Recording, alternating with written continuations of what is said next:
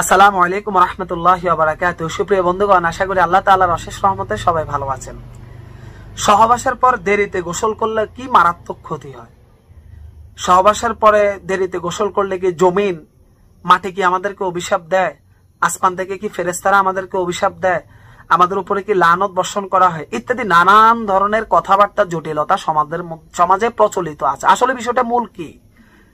সহিহ মুসলিম শরীফের মধ্যে বর্ণিত আছে, আম্মাজান আয়েশা রাদিয়াল্লাহু তাআলা আনহা বলেন, রাসূল আকরাম সাল্লাল্লাহু আলাইহি সাল্লাম জানাবাত অবস্থায়, অর্থাৎ যখন উনার উপরে গোসল ফরজ থাকতো, ওই অবস্থায় যদি রাসূল সাল্লাল্লাহু আলাইহি সাল্লাম কোনো কিছু খাওয়ার অথবা পান করার ইচ্ছা করতেন, অথবা যদি ঘুমানোর ইচ্ছা করতেন, তখন রাসূল কি করতেন? যদি ওই মুহূর্তে রাসূল সাল্লাল্লাহু আলাইহি সাল্লাম দেখা যাচ্ছে কোনো কারণবশত ওই সময় রাসূল গোসল করবেন না, শেষ রাতে উঠে গোসল করবেন, তখন রাসূল কি করতেন? জানাবাত অবস্থায় সাথে সাথে গোসল করা ফরজ নয়, নামাজের ওয়াক্ত আসার পূর্বে গোসল করে নামাজ পড়লেই যথেষ্ট। তবে এই সময় এই অবস্থায় বেশি সময় অকারণে সব সময় দেরি করা ঠিক না।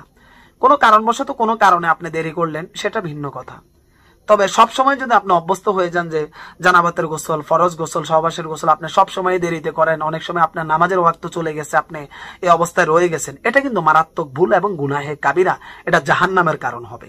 তো এখন মূল কথা হচ্ছে যে আম্মাজান আয়েশা রাদিয়াল্লাহু তাআলা বলেন, রাসূল সাল্লাল্লাহু আলাইহি ওয়াসাল্লাম জানাবাত অবস্থায়, ফরজ গোসল অবস্থায় যদি পানাহার অর্থাৎ কোনো কিছু খাওয়ার ইচ্ছা করতেন অথবা ঘুমানোর ইচ্ছা করতেন, রাসূল সাল্লাল্লাহু আলাইহি ওয়াসাল্লাম নামাজের ওযুর ন্যায় ওযু করতেন।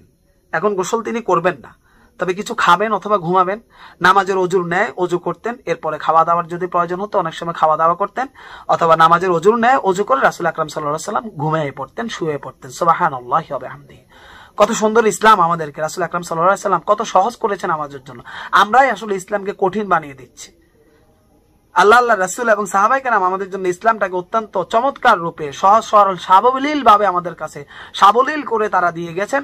আমরা এখন বর্তমান যুগের আবর্তনে বিবর্তনে ফিতনার মাথা ছাড়া দিয়ে উঠেছে চতুর্দিকে, আমরাই ইসলামকে এখন কঠিন করে তুলতেছি, আমরা ইসলামকে জটিল করে তুলতেছি।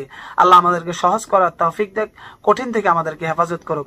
ভাই একটি অনুরোধ করব, ভিডিওটি শেয়ার করুন, বাকি ভাইরা যেন উপকৃত হতে পারে, শুনতে পারে, আপনার আমলনামায় যেন সদকা জারিয়ার একটি সওয়াব লেখা হয়। ভালো লাগলে একটি লাইক করুন, কোনো বিষয়ে অস্পষ্ট থাকলে কমেন্ট করুন। আমাদের চ্যানেলের মধ্যে যদি নতুন হন, আমাদের প্রত্যেকটি গুরুত্বপূর্ণ আপডেট পাওয়ার জন্য এখন এই চ্যানেলটি সাবস্ক্রাইব করুন, আমাদের সাথে থাকুন। আগামী কোনো পর্বে দেখা হবে, সে পর্যন্ত আল্লাহ সবাইকে ভালো রাখুক, সুস্থ রাখুক। আল্লাহ হাফেজ।